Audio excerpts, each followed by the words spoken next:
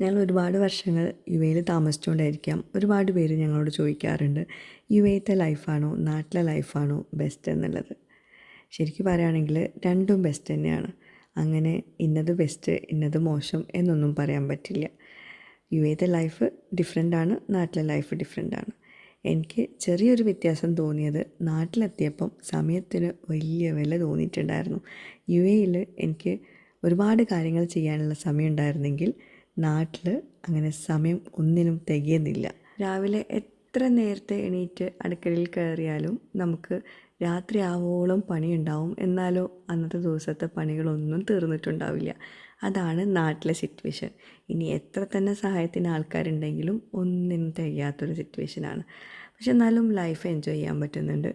ചുറ്റുപാടുകളും അങ്ങനെ മൊത്തത്തിൽ ഭയങ്കരമായിട്ട് എൻഗേജ്ഡ് ആവുന്നുണ്ട്.